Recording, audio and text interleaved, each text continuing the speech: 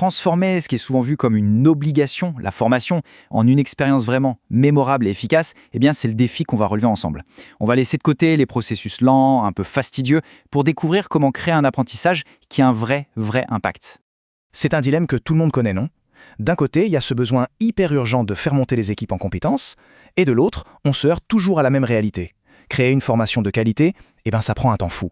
Alors comment on fait? En fait, la solution, ce n'est pas de produire toujours plus de contenu, c'est de changer de perspective et de concevoir de véritables expériences d'apprentissage. Et c'est justement ce cadre-là qu'on va explorer.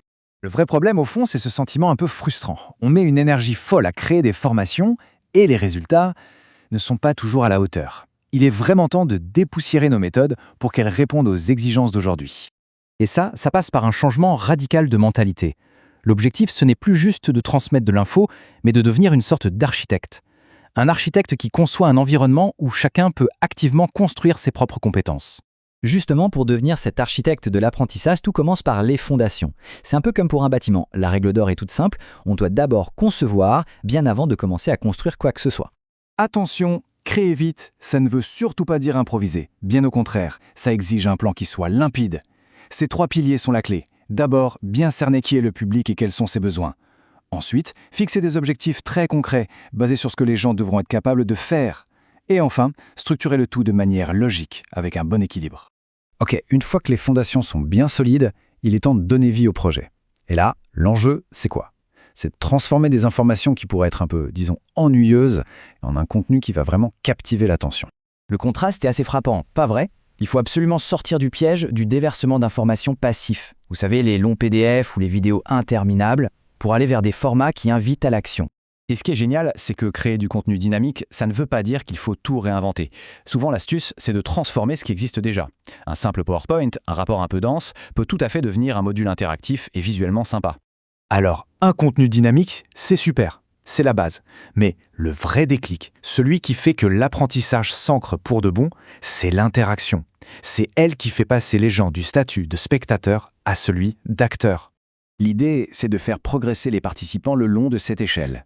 On peut commencer en douceur avec des quiz ou des sondages, puis on monte d'un cran avec des débats, des études de cas, et on vise le sommet, l'engagement élevé, avec des simulations ou des projets concrets.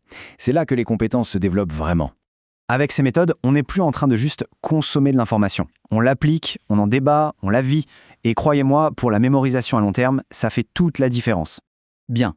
Maintenant, comment savoir si tout ça fonctionne vraiment?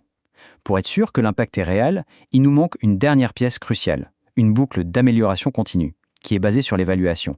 Quand on parle d'évaluation efficace, on va bien au-delà de la note d'un quiz. La vraie question à se poser, c'est est-ce que les comportements ont changé sur le terrain? Et au final, quel est l'impact concret sur les résultats de l'organisation? C'est une règle d'or, hein. On ne peut pas améliorer ce qu'on ne mesure pas. Les retours des participants, les indicateurs de performance, ce ne sont pas juste des chiffres. Ce sont les clés qui nous permettent d'affiner et d'optimiser l'expérience d'apprentissage encore et encore. En fait, en suivant ces 4 grandes étapes, fondation, création, interaction et évaluation, on opère une vraie transformation. On passe du statut de simple créateur de contenu à celui bien plus puissant d'architecte de l'apprentissage, quelqu'un qui est capable de bâtir des expériences qui changent vraiment la donne. Et tout ça, ça nous amène à une dernière petite réflexion.